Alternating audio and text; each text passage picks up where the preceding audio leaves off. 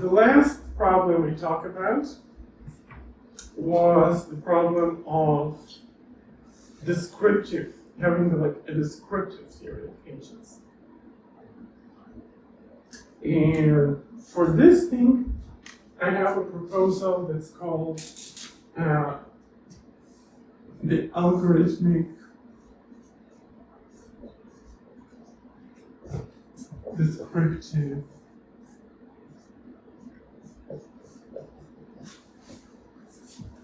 Agency Measure.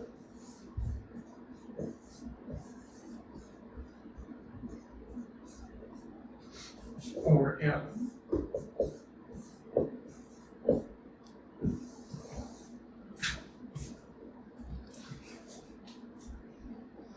So what's the idea here? We have some policy, right? So policy is a mapping from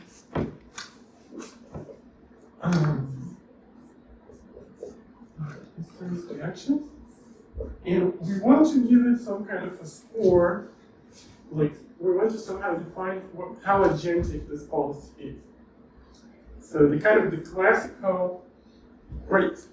So kind of the initial thing is, okay, is there some, so we don't know what, with respect to what utility function, could be any utility function.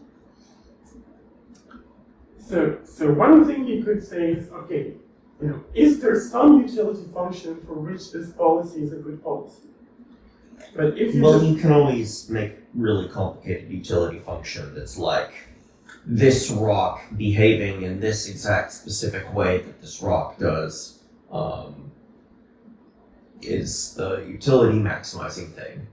Yeah, so exactly. So like the problem with that is you can come up with a utility function that gives you, reward 1 as long as you follow this exact policy and reward 0 otherwise.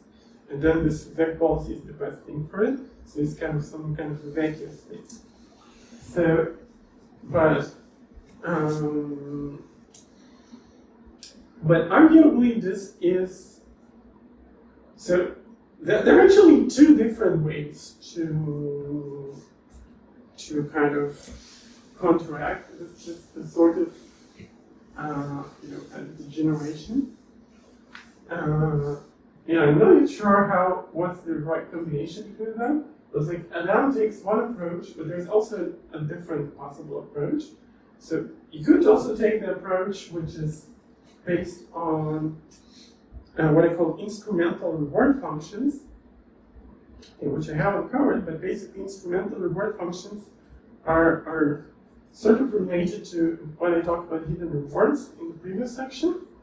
But the idea there is that it's kind of related to those learnable, it's really related to those learnable ontologies. It's like a type of reward function which only depends on what the state of the environment is right now. Where like the state is defined in terms of like all the possible results of experiments that you could run on the environment starting from this state. So with instrumental reward functions, you don't have this degeneracy so easily because there's no way to assign a reward to take in a particular action.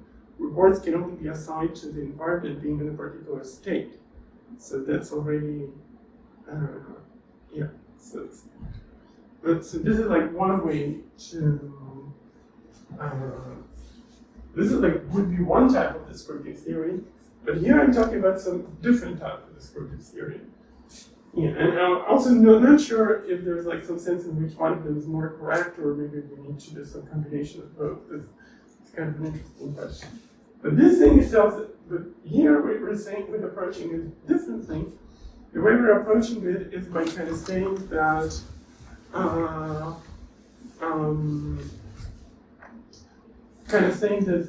the sort of utility function, which gives you 1 as long as you follow this policy, and 0 if you don't follow this policy, is very contrived, right? It has very high complexity. It's kind of very contrived utility function, which was built for this specific thing. So we want to some way to penalize the contrivedness of this kind of explanation. Or, another way to think about it is that in terms of the intentional stance. Daniel Dennett, a philosopher, has this notion of the intentional stance, where he says that saying that something is an agent is kind of a stance that we take towards the system. It's like a way of thinking about a system. We can think about it as just a clamp of agents, or we can think about it as an agent. And then the question becomes, how contrived or how natural it is to think of this particular system as an agent. So we could think of it as an agent by building this contrived utility function, but it would be like a really contrived way to think about it. Okay, so what is the actual proposal? So we're thinking now of agents that are completely computationally unbounded. So they're kind of this kind of AIXI-like agents, and we can later add on the computational constraints onto this thing. But let's start with just something that's completely unbounded. And okay, and what we do is, so we define G of phi as the supremode over U in M, where U is a computable utility function and M is the universal Turing machine. And it doesn't necessarily have to be universal, but I'll explain a bit.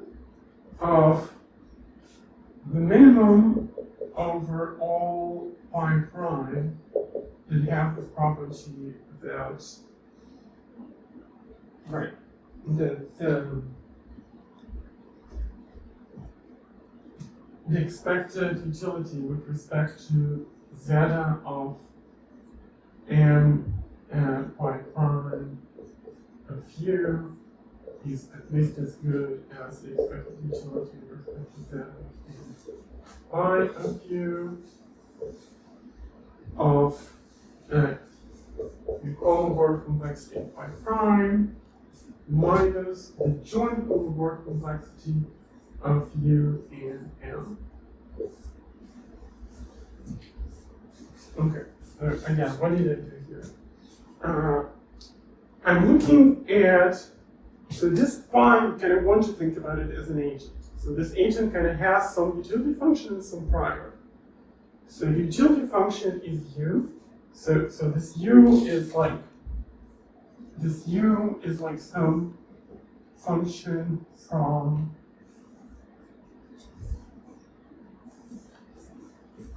infinite sequences of actions observations to 0, 1, which is like computable. Okay. And this M is a universal Turing machine. Actually, not sure it matters if it's universal, but whatever.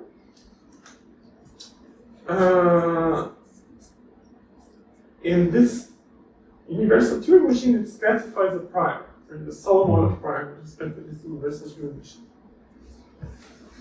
So what we're doing with this supremode is, for every utility function and every Solomon of prior, we're asking where this policy looks agenty relatively to this utility function of prior. And how do we measure this? So here we take the minimum over all alternative policies phi prime, and we look only at policies phi prime that do better than pi. Okay? So we're looking at all the policies phi prime that on this utility function and on this Solomon of prior, zeta m. So zeta m is the Solomon of prior. This is Solomon prior over m.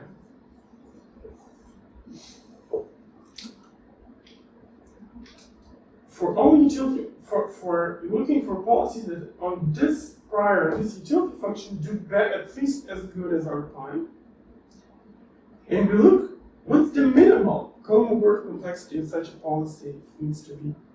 How many bits of information we need to surpass our policy. And this is kind of our measure of how well suited our policy is for this particular utility function product, right? If we need like really lots of bits to do that well, then it means that our policy is like a really strong policy. And if just any old thing can do better, then it's not a great policy. And here we want to compensate for the contrivedness. So we don't want this U and M to be very contrived to make this explanation, and therefore we subtract how many bits are needed to describe this U and M. Okay. So this thing has a few nice properties, and this is some number from 0 to infinity. So intuitively you can think of this number as how many bits in our policy are doing are kind of doing good agentic work. Like, And this is with respect to an outer UTM that we fix. yeah, I mean this k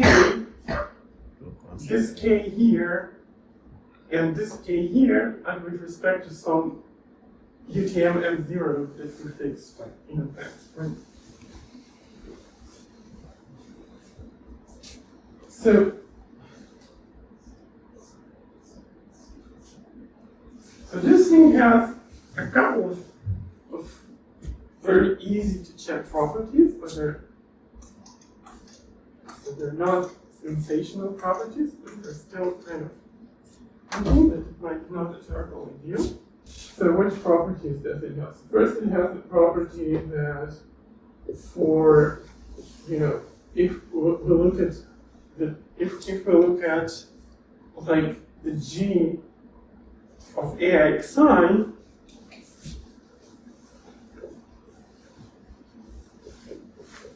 then it's plus infinity.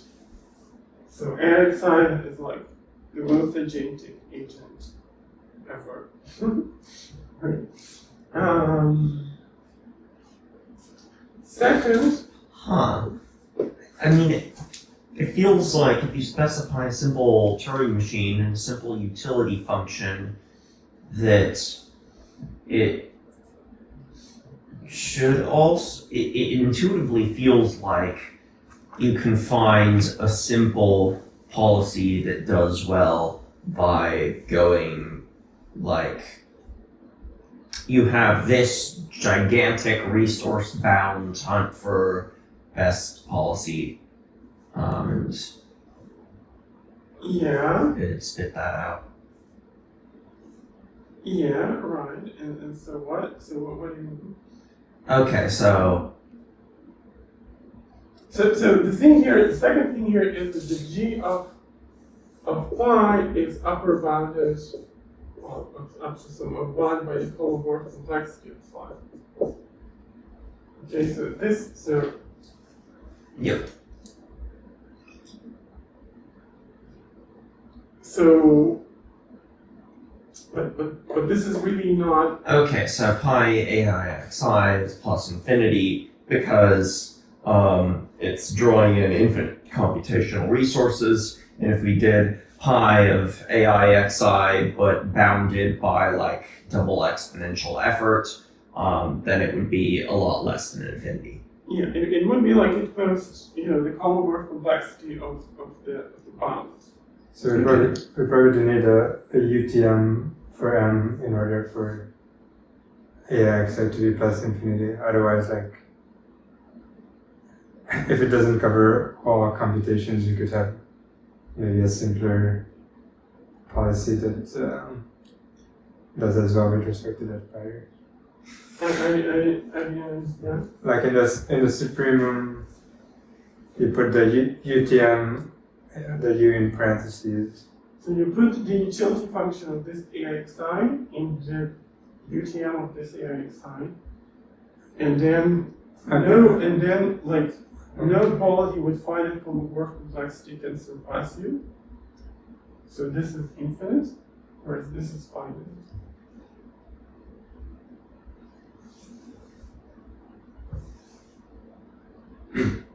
But it seems like maybe if M itself is not a UTM, then there could be some policy that's at least tested as You're saying what happens if we allow AIMs that are not UTMs?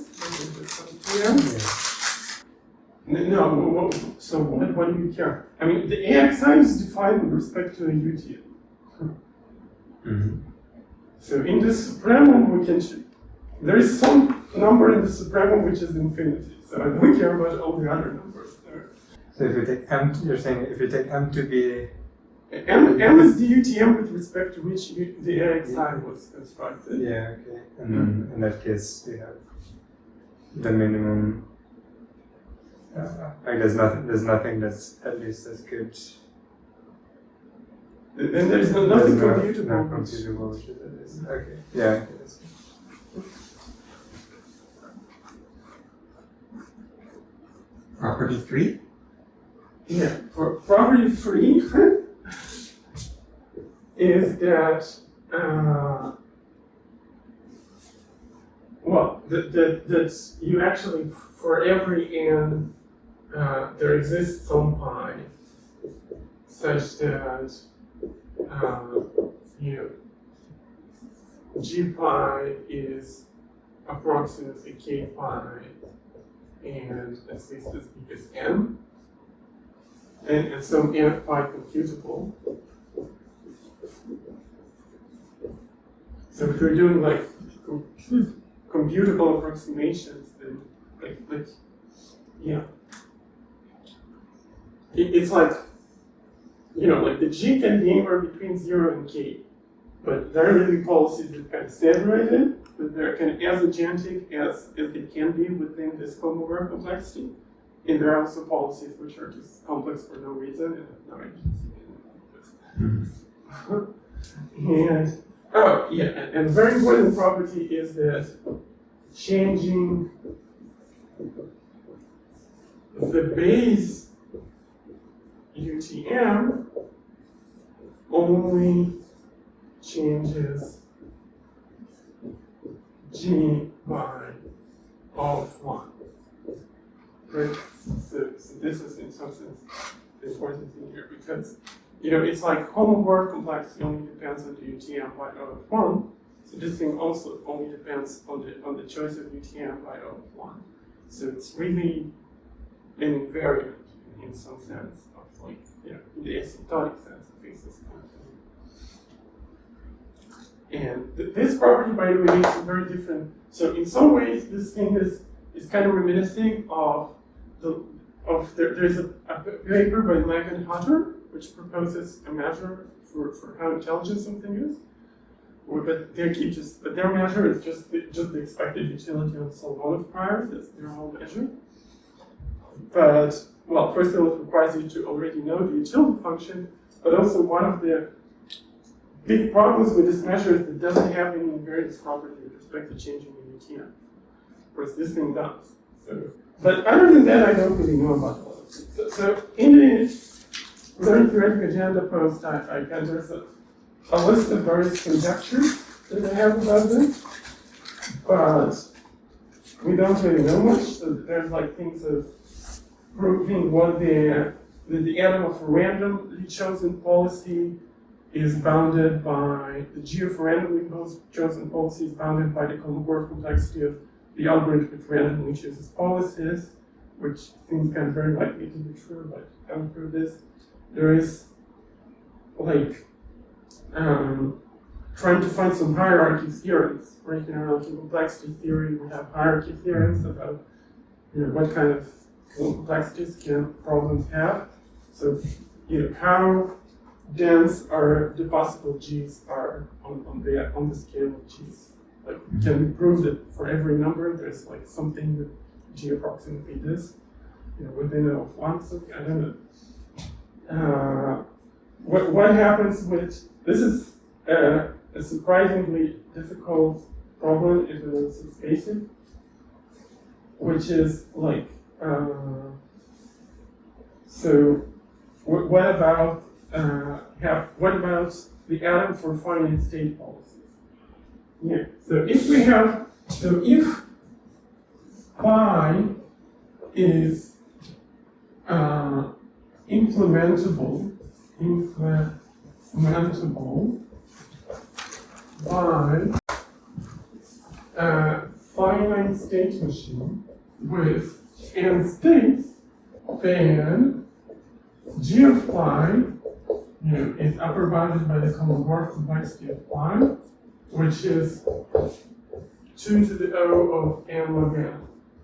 Because there's like, all the possible transition tables. Just writing out the full transition table of the state machine, which is thinking that it is. So, open problem is this bound tight, right? So are there infinitely many n such that some n state pi has g pi equal to the omega beta of n. So I don't know. This is like a really simple question, natural question in some sense, but but I really don't know. So it's kind of, it's basically a question that talks about how agenticness scales with space complexity, right? Like if we have something with n states, then how agentic can it get? And it cannot get more agentic than this, but can we actually separate this bound? I don't know.